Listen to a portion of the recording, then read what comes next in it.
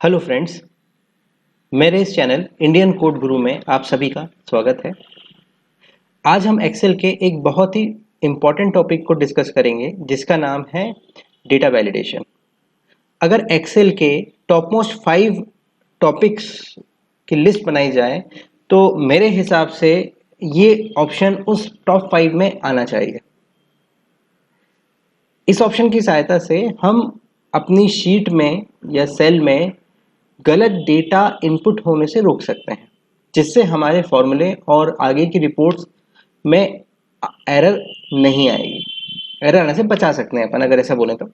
पर उसके पहले अगर आप मेरे चैनल पे नए हैं तो कृपया सब्सक्राइब करें और बेल आइकन पे क्लिक करें, जिससे मेरे एक्सेल पे आने वाले वीडियोस को आप देख सकें। अच्छा, जो डेटा वैलिडेशन ऑप्शन है वो अपने आप में एक बहुत बड़ा ऑप्शन है, तो मेरी कोशिश ये है कि मैं आज उसका एक पॉइंट कवर करूंगा और उसके ऊपर 1 या 2 वीडियो और बनाऊंगा। तो यहाँ जो मैं ऑप्शन आपको बता रहा हूँ वो बहुत बेसिक और सिंपल ऑप्शन है, या कह लो फर्स्ट ऑप्शन है जो नॉर्मली आपको ज़रूरत पड़ेगी। ठीक है। प्लस मैं आपको आज जो वीडियो में डेटा वैलिडेशन आपको 2 तरीके से समझाऊंगा। पहला तरीका, जैसा कि अभी आप देख रहे हैं शीट पर, कि मैंने एक शीट बनाई हुई है जो स्टूडेंट्स की है, जिसमें मैंने एक रोल नंबर का कॉलम लिया है, नेम लिया है, मैथ्स, इंग्लिश और फिजिक्स केमिस्ट्री के मार्क्स लिए हुए हैं और टोटल एंड परसेंटेज है। ठीक है। तो ये वाली जो शीट है, ये शीट में अभी तक मैंने मार्क्स नहीं पुट किए हैं। ठीक है ना। मतलब हम जो डेटा वैलिडेशन पढ़ेंगे उसका पहला क्राइटेरिया ये है कि जब आप फ्रेश शीट बना रहे हैं या डेटा डालने से पहले ही आप वैलिडेशन के रूल फॉलो कर रहे हैं या लगा रहे हैं। ठीक है। दूसरा तरीका जो मैं आपको बताऊंगा, या दूसरा ऑप्शन जो आपको जरूरत पड़ सकती है, कि वो है, जैसे मैंने शीट नंबर 2 बनाई हुई है। शीट नंबर 2 में आप देखेंगे तो इसमें मैंने क्या किया हुआ है, इसमें ऑलरेडी मार्क्स डले हुए हैं। इसका मतलब मैं आपको जो 2 तरीके बता रहा हूं वो ये है कि पहला तरीका है कि जिसमें हमारी न्यू शीट है, हम शुरू से डेटा वैलिडेशन फॉलो करेंगे, और दूसरा तरीका यह है कि जिसमें आपके पास डेटा ऑलरेडी था या पहले से शीट अवेलेबल है और बाद में जाके आप डेटा वैलिडेशन लगा रहे हैं, तो क्या प्रॉब्लम्स हो सकती हैं। ठीक है। तो चलिए शुरू करते हैं, बट अपन बात कर रहे हैं पहले पहली शीट पे जिसमें डेटा अभी हमने नहीं डाला है। ठीक है। अब यहाँ पर अगर आप देखेंगे तो मैंने यहाँ पे टोटल और परसेंटेज ले रखा है, तो टोटल ऑलरेडी मैंने कैलकुलेट करके रखा हुआ है। तो टोटल का जो फॉर्मूला मैं आपको दिखा देता हूँ। टोटल का जो फॉर्मूला मैंने क्या लगाया है, मैंने C2 plus D2 plus E2 plus F2, मतलब चारों सब्जेक्ट के मार्क्स को मैंने ऐड किया है, जिससे मेरा टोटल निकल आया है। ठीक है। वहीं अगर मैं परसेंटेज को देखूं तो मैंने परसेंटेज में जो टोटल है उसको 100 से मल्टीप्लाई करके जो number maximum marks of subject है 400, हर सब्जेक्ट 100 मार्क्स का है, उससे डिवाइड किया है, जिससे मुझे उसके परसेंटेज मिल जाएंगे। चलिए अब हम यहाँ देखें कि हमें एक्चुअली डेटा वैलिडेशन की जरूरत क्या है। ठीक है। चलिए तो मान लेते हैं अभी हम सिंपल कि सपोज मैं डेटा एंट्री कर रहा हूँ। मैं मान लीजिए स्टूडेंट है, जो फर्स्ट है सुनील कुमार, इसके मैं मार्क्स डाल रहा हूँ। तो जैसे मैं मैथ्स में इसको ये मार्क्स मिले हैं, इंग्लिश में मान लीजिए 74 मिले हैं, फिजिक्स में मान लेते हैं इसको 98 मिले हैं, केमिस्ट्री में मान लेते हैं 45 मिले हैं। ठीक है। इट्स ओके, काम हो गया। देखिए चलिए अब होता क्या है कि जब हम टाइप करते हैं नंबर्स, तो एज ए ह्यूमन नेचर और एज ए ह्यूमन हम गलतियां करते हैं। जैसे कि मान लीजिए ये जो भरत कुमार है, मैं इसके मार्क्स डालने जा रहा था, इसको मार्क्स मान लीजिए मिले हैं 98, बट टाइपिंग मिस्टेक के कारण या गलती के कारण मैं शायद 2 बार प्रेस कर गया 8 को, तो यहाँ पर उसके मार्क्स हो गए हैं 988। ठीक है। अब देखा जाए तो लीगली ये मार्क्स इनवैलिड हैं। क्यों? क्योंकि अगर हम 100 का पेपर मान के चल रहे हैं और अगर कोई नेगेटिव मार्किंग नहीं है तो भी हमें 0 से 100 के बीच का डेटा ही यहाँ पर पुट करना है, मतलब वही डेटा मिलना चाहिए। फिर भी यहाँ पर एक्सेल ने हमें अलाउ किया है कि हम 988 या ऐसा नंबर जो 100 से ज्यादा है वो भी टाइप कर पा रहे हैं। अब इससे इम्पैक्ट क्या पड़ रहा है? इससे इम्पैक्ट ये पड़ रहा है कि बाकी के सब्जेक्ट अगर मैं डाल भी देता हूँ, ठीक है ना, तो आप गौर करेंगे उसका जो टोटल आ रहा है और जो उसका परसेंट आ रहा है वो कुछ अलग ही आ रहा है। मतलब it is a error, it is a bug. मैं चाहता हूं कि ये जो गलती मुझसे यहाँ टाइपिंग मिस्टेक हुई है वो होने, जब तक मैं इसको चेक नहीं करूंगा मुझे पता नहीं चलेगा। मैं चाहता हूं कि ये मिस्टेक हो ही ना, मतलब टाइप करते ही एक्सेल मुझे वार्न कर दे कि नहीं, इट इज इनवैलिड, ये आप नहीं डाल सकते हैं। तो इसी ऑप्शन को चालू करने के लिए हम लोग जो ऑप्शन पढ़ रहे हैं उसका नाम है डेटा वैलिडेशन। चलिए तो अपन शुरू से करते हैं। तो मैं पहले सारी वैल्यूज को मैं डिलीट कर देता हूं, तो मेरी शीट ब्लैंक हो गई है। अब मेरे को यहाँ पर मुझे उन सेल्स को सेलेक्ट करना है जिसपे मैं ये रूल लगाना चाहता हूँ। तो जैसे ये सारे सब्जेक्ट्स हैं, इन सब में मैं रेंज लगाना चाहता हूँ कि 0 से 100 के बीच का ही डेटा पुट होगा। ठीक है, तो अब मैं इनको सेलेक्ट कर लेता हूं। आप चाहें तो इंडिविजुअली ऐसे एक एक सब्जेक्ट पे जाके भी लगा सकते हैं, बट अगर ये सारी कंडीशन एक जैसी है तो मैंने एक साथ सेलेक्ट कर लिया। अब मुझे जाना कहाँ है? मुझे जाना है डेटा ऑप्शन, डेटा टाइप के पास, जिसमें आपको रिबन जो है डेटा रिबन, इस पे जाना है। और इसी में आपको देखेंगे, अगर आप थोड़ा सा राइट साइड में जाएंगे तो यहाँ पर एक ऑप्शन आपको मिलेगा डेटा वैलिडेशन। इस ऑप्शन के ड्रॉप डाउन पर क्लिक करने पे फर्स्ट ऑप्शन आ रहा है डेटा वैलिडेशन। ठीक है, हम इस ऑप्शन को क्लिक करते हैं। अब इसको क्लिक करते थे जो बॉक्स हमारे सामने खुल रहा है, वहां पर अभी हमारे सामने जो बॉक्स है उसमें लिखा है अलाउड। अलाउ मतलब एनी वैल्यू, मतलब यहाँ जो रूल लगा है वो एनी वैल्यू का लगा, मतलब कोई भी वैल्यू भी एक्सेप्ट कर लेगा। ठीक है, अगर मैं चेंज करता हूं तो यहाँ पे सेकंड ऑप्शन आता है which is called whole number. तो मैंने यहाँ पर होल नंबर ले लिया है। ठीक है, अब जैसे मैंने होल नंबर लिया तो डेटा के अंदर यहाँ पर एक नया ड्रॉप डाउन है जिसमें कुछ ऑपरेटर्स हैं, जैसे less than, equal to, greater than और इक्वल टू, लेस देन और इक्वल टू, ठीक है ना, ये सब चीजें हैं।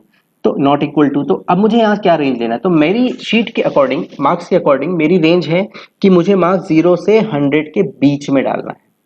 तो मैंने बिटवीन ऑपरेटर लिया और बिटवीन ऑपरेटर में मिनिमम में जाके मैंने डाल दिया 0 और मैक्सिमम में डाल दिया मैंने 100। मतलब मेरी जो सेल मैंने सेलेक्ट किए हुए हैं, सेल रेंज, इसमें 0 से 100 के बीच के जो डेटा है उसको ये एक्सेप्ट करेगा, बाकी कोई एक्सेप्ट नहीं करेगा। ठीक है, अब मैंने इसको ओके किया। चलिए देखते हैं क्या होता है। मान लीजिए मैथ्स में जाके मैंने फर्स्ट स्टूडेंट के मार्क्स 85 डाले। देखिए एक्सेल ने एक्सेप्ट किया क्योंकि वो उस रेंज के अंदर है। पर जाके अगर मैं इंग्लिश में जाके मान लीजिए कोई गलती कर देता हूं तो देखिए यहाँ एक्सेल मुझे एक एरर दे रहा है, the value doesn't match the data validation restriction defined for the cell. मतलब यहाँ पर ये जो वैल्यू है ये उस डेटा वैलिडेशन के रूल को फॉलो नहीं कर रही है, इसलिए ये हमें एरर दे रहा है। ठीक है, तो अब यहाँ पर जो बॉक्स में ऑप्शन आ रहे हैं, ये आ रहे हैं रिट्राई और कैंसिल और हेल्प। रिट्राई अगर आप करते हैं तो हमें वापस सेल पे ले जाएगा कि इसको वैल्यू को सही करिए, और अगर आप इसे सही नहीं करते हैं और फिर से बॉक्स ओपन होगा। और अगर मैं कैंसिल पे क्लिक करता हूं तो जो पुरानी वैल्यू रही होगी जैसे खाली था वो वापस आ जाती है।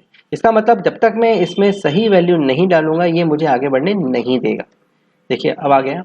ऐसे ही मैं यहाँ पर डेटा डालता जा रहा हूँ तो देखिए ऑटोमेटिकली यहाँ पर वैल्यू आ रही है। अब मैं फिर से कोई गलती करता हूं तो देखिए फिर से एरर आ रही है। इस तरह से हम डेटा को वैलिडेट कर सकते हैं, प्रिवेंट कर सकते हैं कि गलत डेटा इस सेल में टाइप ना हो।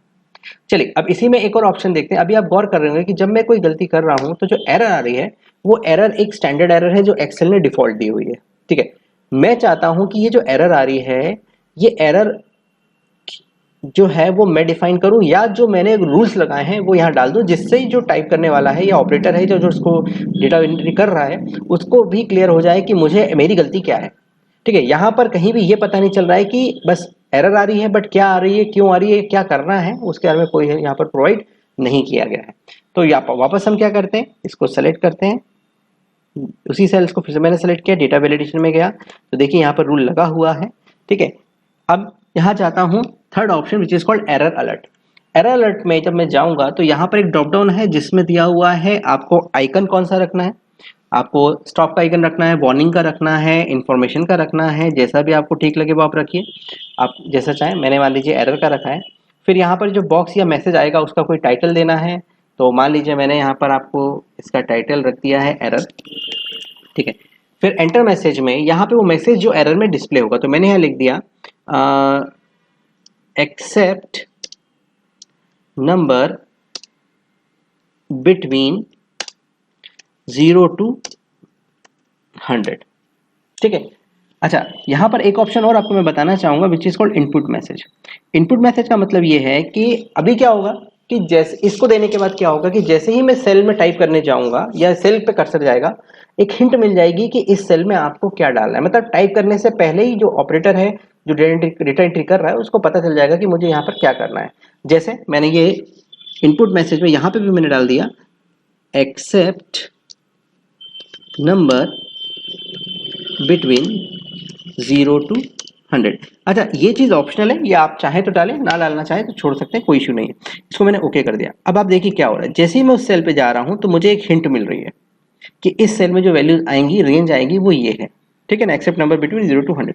ये उन सब पे आएगा जिस पे मैंने डेटा वैलिडेशन लगा रखा है। ये आ रहा है वो इनपुट मैसेज जो मैंने दिया था, जो सेकंड ऑप्शन आपको अवेलेबल था। चलिए अब चेक करते हैं कि एरर है कि नहीं। तो मैंने मान लीजिए फिर से कोई गलत वैल्यू डाली, तो अब आप देखिए जो मैसेज आ रहा है उसमें जो आइकन आ रहा है मैंने एरर का सेलेक्ट किया था, साथ में जो डिस्क्रिप्शन आ रहा है एरर का वो वही आ रहा है जो मैंने वहां पर एरर मैसेज दिया था। बॉक्स आ रहा है उसमें देखिए, अब वही आ रहा है। यहाँ पे टाइटल भी एरर जो मैंने दिया था, एक्सेप्ट नंबर बिटवीन 0 to 100। इससे क्या होता है कि जब कोई ऑपरेटर इसमें वैल्यू टाइप करेगा तो उसको एक मैसेज मिल गया, अब उसको एक हिंट मिल गई कि मैंने गलती कहाँ की है, तो अब उसको रिट्राई पे क्लिक करके वहां पर वो चीज करेक्ट कर लेगा कि हाँ यार मेरे हाथ से ये नंबर गलत डल गए हैं, मैं इसको सही कर देता हूँ। तो देखिए ये एक्सेप्ट कर लिया। इस तरह से हम वैल्यूज पुट करके अपने डेटा को वैलिडेट कर सकते हैं या सही डेटा ही इनपुट करवा सकते हैं। ठीक है, अब मान लीजिए आपको एक कंडीशन आ रही है कि आप इसे हटाना चाहते हैं, तो आपको सिंपल तरीका है, आप यहाँ सेलेक्ट कर लीजिए जो रेंज आपने सेलेक्ट की हुई थी, वापस आपको डेटा वैलिडेशन में जाना है और यहाँ पे क्लियर ऑल ऑप्शन हमका एक बॉक्स दिया है, इस पर आप क्लिक कर दीजिए, ओके करिए। तो अब आपकी वो रेंज हट चुकी है। अब देखिए आप कुछ भी नंबर डालते हैं, कुछ भी प्लेस करते हैं, ये टाइप हो रहा है। ठीक है, तो ये हमारा पहला कंडीशन हो गई जिसमें हम नई शीट बनाई थी और उस नई शीट में नया डेटा डालने जा रहे थे, तो हमने डेटा डालने के पहले ही डेटा को वैलिडेट कर दिया। ठीक है, बट अब एक दूसरी कंडीशन लेते हैं कि मान लीजिए आपकी शीट पुरानी है जिसमें ऑलरेडी डेटा डला हुआ है। जैसे ये मेरी शीट नंबर 2 है, मैं इस पे गया हूं और यहाँ पर आप देखेंगे कि जो स्टूडेंट्स के नाम हैं या उनके मार्क्स हैं ये ऑलरेडी डले हुए हैं, देखिए, और उनकी वैल्यूज भी यहाँ डली हुई है। इसका मतलब इसमें अभी कोई वैलिडेशन नहीं लगा है। मैं लगा के दिखाता हूँ आपको, देखिए देखिए मैंने यहाँ पे नंबर डाला है, गलत नंबर डाला है जैसे भी रूल के अगेंस्ट, तो ये जाने दे रहा है, इसका मतलब इस पर कोई रूल नहीं लगा है। चलिए तो अब हम क्या कर रहे हैं, हम इस पे रूल लगाते हैं। तो याद रखिए यहाँ पर मैंने वही चीज़ की है कि यहाँ पर डेटा पहले से डला हुआ है और हम अब इस पे रूल लगाने जा रहे हैं। तो मैं यहाँ पर गया डेटा वैलिडेशन में, ठीक है, अगेंस्ट फिर मैंने यहाँ से होल नंबर सेलेक्ट कर लिया, बिटवीन ऑपरेटर 0 और यहाँ सेलेक्ट कर लिया 100। ठीक है, वही आप मैसेज देना चाहते हैं मैसेज दे दीजिए, ठीक है ना, चाहे तो एरर मैसेज में दे देता हूँ, एक्सेप्ट नंबर या marks, sorry marks between 0 to